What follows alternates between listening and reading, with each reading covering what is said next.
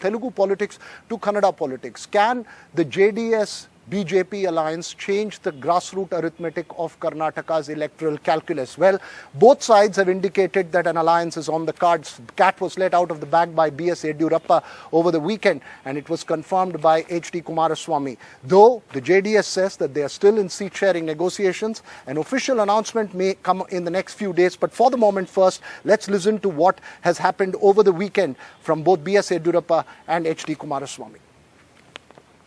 ಮೋದಿಯವ್ರ ಹತ್ರ ಸಂಪರ್ಕ ನಾನು ಭಾರತೀಯ ಜನತಾ ಪಾರ್ಟಿಯ ಮುಖಂಡರು ಅವರಾಗೇನೆ ಸಂಪರ್ಕ ಮಾಡಬೇಕು ಅಂತ ಇಚ್ಛೆ ಪಟ್ಟಾಗ ನಾನು ಮಾತಾಡಿದ್ದು ಸತ್ಯ. ಆದರೆ ಯಾವ ಸೀಟು ನನಗೆ ಕೊಡಿ ಅಂತ ಹೇಳಿ ನಾನು ಕೇಳಿಲ್ಲ. Happy about that. Devegowda ji met our Prime Minister. They have finalized about 4 seats. For that, I welcome them. So what does this alliance mean? Remember, there's been conversation around it for a while now. Let's just break this down to you. Joining us this evening is Professor Sandeep Shastri, one of the foremost experts of Karnataka politics. We also hope to be joined by Manisha Prayam, another expert observer of Karnataka. But before I get to Professor Shastri, let me just explain what's in it for the BJP first. The map that you see on your screens is the result of the 2019 parliamentary elections. The BJP won 25 of the 28 seats. Only 3 seats where it couldn't win: Bengaluru Rural, Hassan and Mandya. This is the JDS heartland. Of course, the JDS has a presence in other districts as well, but these 3 areas is the JDS core land, which the BJP has never been able to win. So from the BJP's point of view, it's to break into the Vokkaliga heartland, perhaps get that Vokkaliga base. What is in it for the JDS? Well, importantly, remember, after the assembly elections, the JDS stands decimated in its hardcore base and amongst its hardcore caste base. The JDS hopes to get a new lease of life with this alliance. Some support in taking on the Congress, which seems to be extremely powerful with both D.K. Shivkumar and Siddaramaiah from the old Mysore region. But remember, this alliance may not be as easy as it seems on paper. What are the key challenges? One, can the JDS vote transfer to the BJP?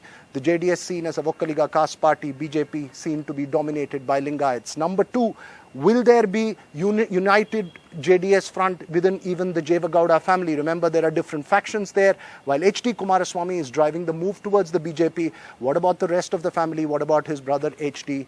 Revanna? Joining us, as I told you, is Dr. Sandeep Shastri. Sir, your first thoughts on what would be the key challenges for this alliance, and do you think this can change Karnataka's electoral calculus? Both parties seem to be keen on an alliance, but for very, very different reasons. The BJP seeking the alliance is to ensure a common fight against the Congress. But let's also break it down further. The BJP has today 25 seats in the Lok Sabha from Karnataka. If they are to have an alliance with the Janata Dal, they would not be able to contest on more than 25 seats. So they are going to contest only on those many seats they have actually won. And of course, there is no guarantee of winning all the seats you contest on. So in some senses, it is a conceding by the BJP that we are not in as strong a position as we were in 2009. However, the point that needs to be added is the BJP would be having certain long-term calculations. By aligning with the Janata Dal, you would be able to bring possibly a segment of the Vokkaliga vote in their favor.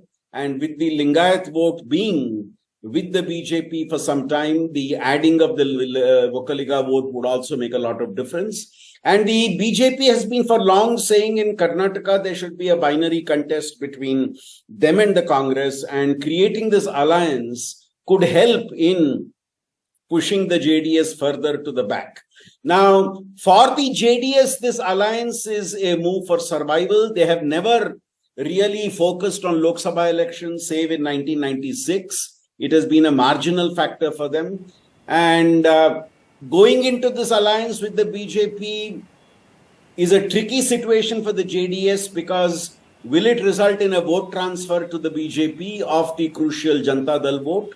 When Mr. Ramakrishna Hegde in 1998 went into an alliance with his Lok Shakti went into alliance with the BJP. That was the starting point of the transfer of the Lingayat vote to the BJP.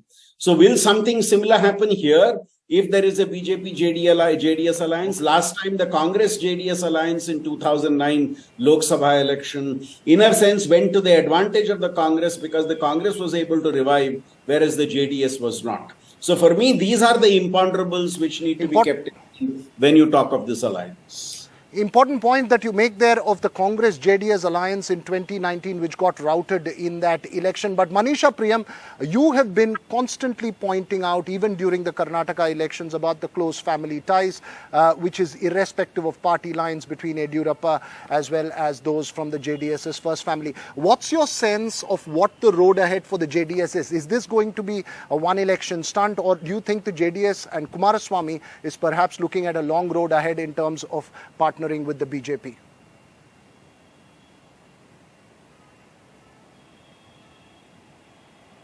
I do think that the Manisha. BJP and Kumaraswamy coming together. Yeah, can you hear me, Meera? Yes, please go ahead. Please go ahead. Can you hear me? Yeah, I said the JDS, especially Kumaraswamy and the BJP coming together is a long road. Remember, Yediyurappa is playing the lead in stitching this alliance together.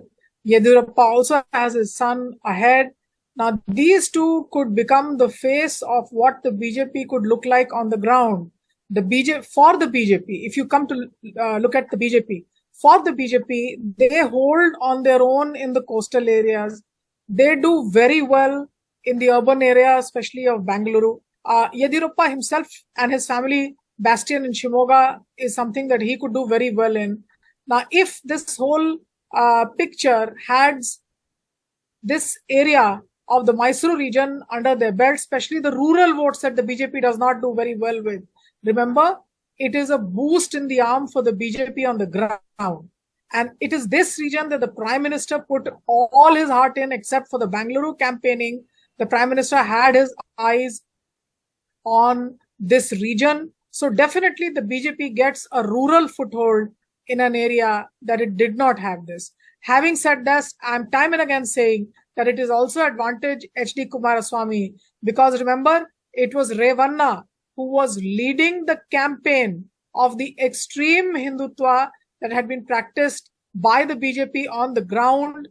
The issues that were raised about not having Muslims in the fair around a temple near Vellore. All those issues, H.D. Revanna on the ground was stitching up a coalition of the Vokkaligas and the Muslims. So Revanna's politics and Kumaraswamy's politics now look like two kinds of politics within the JDS.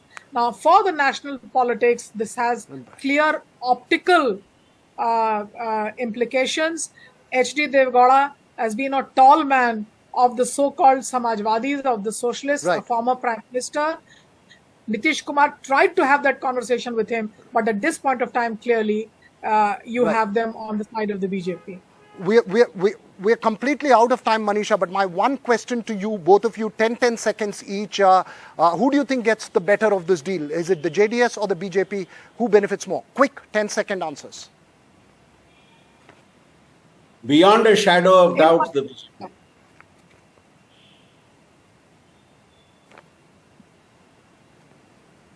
Manisha. Yeah, I think in the Mysuru region, the JDS seeks to gain, and at the national level and in Karnataka as a whole, it is the BJP that gains from this alliance.